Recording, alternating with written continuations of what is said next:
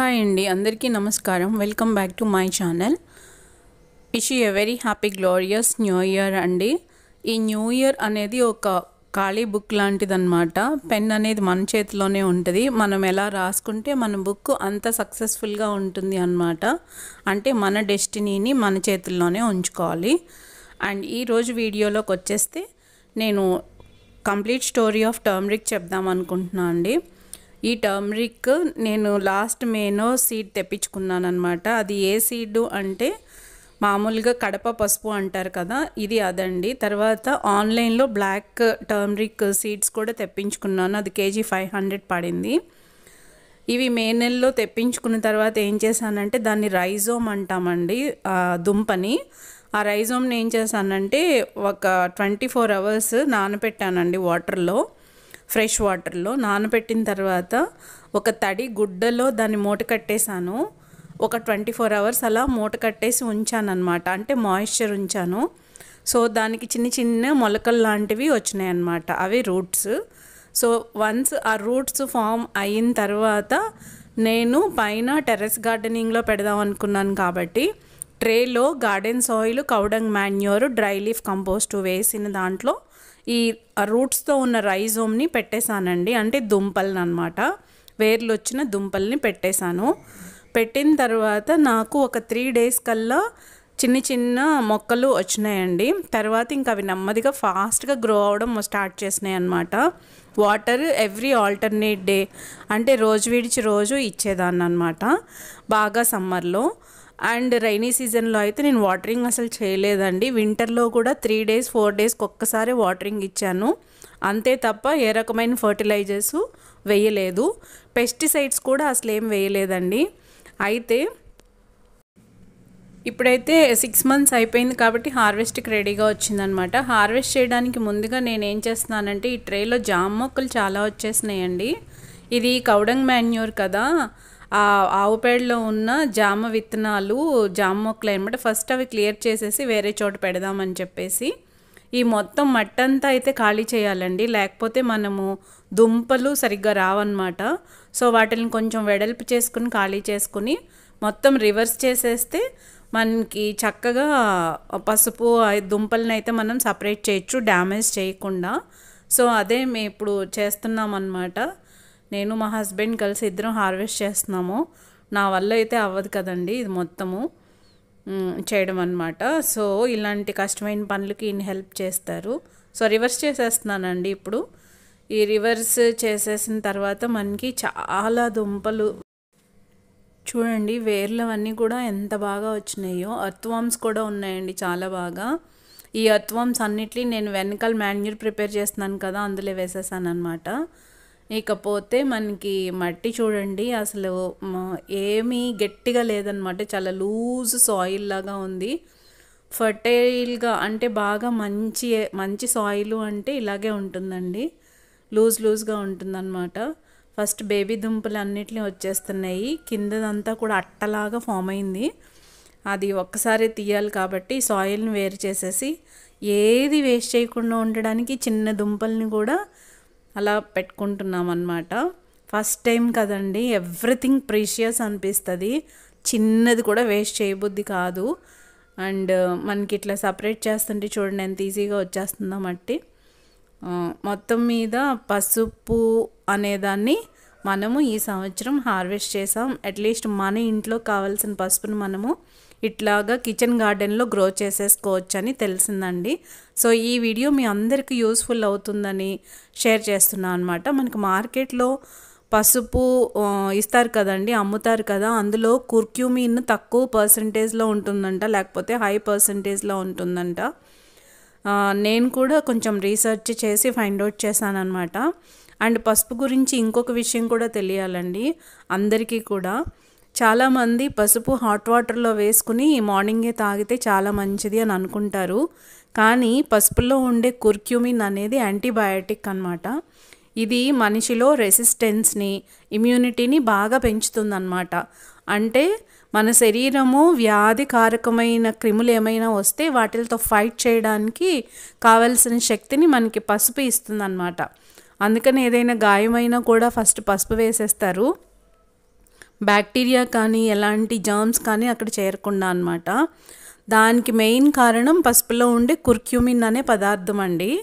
ఈ కుర్క్యూమిన్ అనేది వాటర్లో సాల్యుబుల్ అవ్వదండి, అంటే వాటర్లో కరగదన్నమాట. సో మీరు హాట్ వాటర్లో పసుపు వేసుకుని తాగినా దానివల్ల బాడీ తీసుకోలేదు. అందుకని ఏం చేయాలంటే పసుపుని ఎప్పుడూ కూడా కూరల్లో వాడుకోవడమే మంచిది. అంటే ఇది ఫ్యాట్ సాల్యుబుల్, కొవ్వులో కరుగుతుందన్నమాట. ఇంకా మీరు హాట్ వాటర్లో పసుపు వేసుకునే కన్నా మార్నింగే కొంచెం ఆవు నెయ్యిలో పసుపు వేసుకుని తింటే అది చాలా మంచిదండి. పిల్లలకి కూడా చాలా మంచిది. చిన్న స్పూన్, ఒక టేబుల్ ఆర్ టీ స్పూన్ ఆవు నెయ్యిలో చిటికెడు పసుపు వేసి కలిపి చక్కగా పిల్లలకి పెట్టారనుకోండి, ఎలాంటి వ్యాధులనైనా పోరాడే శక్తి ఆ శరీరానికి, బాడీకి వస్తుందన్నమాట. అండ్ మనం ఇంట్లో పసుపును పండించుకోవడం వల్ల మెయిన్ లాభం ఏంటంటే మార్కెట్లో అన్నీ కల్తీ అమ్ముతున్నారండి. పసుపులో వేరే ఏవేవో కలర్స్ కూడా కలిపేసి అమ్మేస్తున్నారనమాట. అలాంటివి మనం పిల్లలకి ఎలా పెడతాము? అందుకని మనం ఇంట్లో కనుక మనం పసుపుని పెంచుకుంటే ఎలాంటి కెమికల్స్ కానీ లేకుండా ఎలాంటి కలుషితం లేని పసుపుని మనము పిల్లలకి ఇవ్వచ్చు అన్నమాట. అండ్ పసుపులో 17 రకాల పసుపులు ఉంటాయంటండి. నా దగ్గర అయితే 3 వెరైటీస్ ఉన్నాయి ప్రస్తుతానికి. కడప పసుపు, కస్తూరి పసుపు అండ్ నల్ల పసుపు. ఇకపోతే నల్ల పసుపును కూడా మనము కొంచెం చిటికెడు వారానికి ఒక్కసారి పిల్లలకి ఇస్తే కనుక అది చాలా వ్యాధుల్ని నయం చేస్తుందండి. అంతేకాకుండా క్యాన్సర్ రాకుండా కూడా చేస్తుందంట. ఈరోజు రేపట్లో మనం అన్ని కెమికల్ ఫుడ్ తినడం వల్ల క్యాన్సర్కి ఎక్కువగా ఎఫెక్ట్ అవుతుందండి జనరేషన్. సో దానికి ప్రికాషన్గా జాగ్రత్తలు తీసుకోవడానికి మనం నల్ల పసుపుని యూజ్ చేయొచ్చండి. కూరల్లో కూడా యూజ్ చేయొచ్చు. చిటికెడు వేస్తే చాలన్నమాట. సో నల్ల పసుపుని పెద్దవాళ్ళు అయితే రోజు ఒక చిటికెడు, చిన్నపిల్లలైతే వారానికి ఒక్కసారి ఇచ్చినట్లయితే చాలా వ్యాధుల నుంచి మనం ప్రొటెక్ట్ చేసుకోవచ్చు. అంతేకాకుండా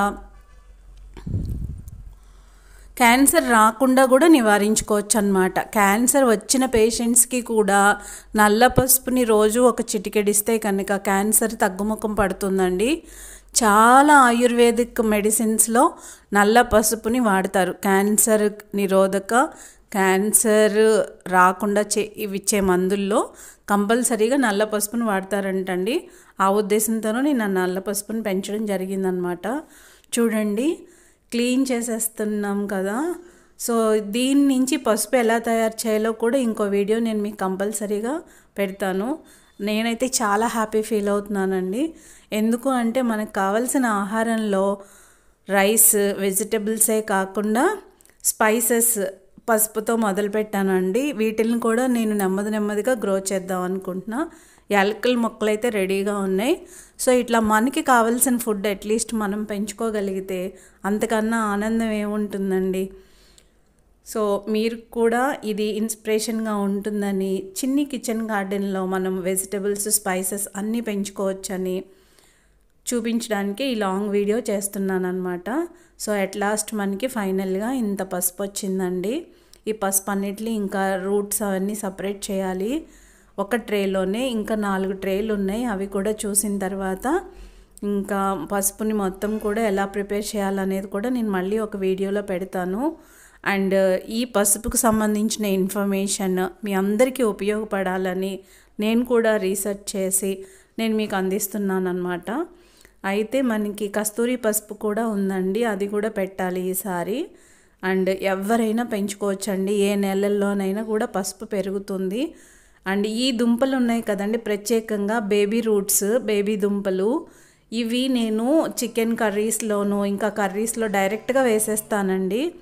అప్పుడు ఫ్రాగ్రెన్స్ అంటే ఆరోమా ఉంటుంది కదా, ఆ స్మెల్ అది కూడా చాలా బాగుంటుంది. టేస్ట్ కూడా ఫ్రెష్గా మన గార్డెన్లో నుంచి తీసుకున్న పసుపుతోటి మనం కర్రీస్ చేసుకుంటూ ఉంటే ఆ ఆనందం ఎంత బాగుంటుందో అండి.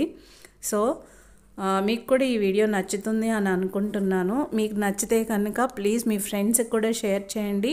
ఎవరైతే గార్డెనింగ్ చేస్తున్నారో వాళ్ళందరికీ కూడా ఉపయోగపడుతుంది. అండ్ చిన్ని కుండీస్లో కూడా మనం ఒక పసుపు దుంపను పెడితే పసుపు మొక్క వస్తుందండి. అండ్ పసుపు నేను ఒక ట్రేలో మనకి ఎంత హార్వెస్ట్ చేశానంటే వెయ్యింగ్ చేశానండి. నల్ల పసుపు కేజీ వచ్చింది. ఈ దుంపలు 700 గ్రామ్స్ ఉన్నాయండి. అండ్ కడప పసుపు వచ్చి 2 kgs వచ్చిందనమాట. సో ఇది ఈరోజు నేను హార్వెస్ట్ చేసిన పసుపు యొక్క ఎక్స్పీరియన్స్ అండి. ఇది మీ అందరికీ ఉపయోగపడితే కనుక I'm very happy. If you like, please like, share and subscribe my channel. Thank you.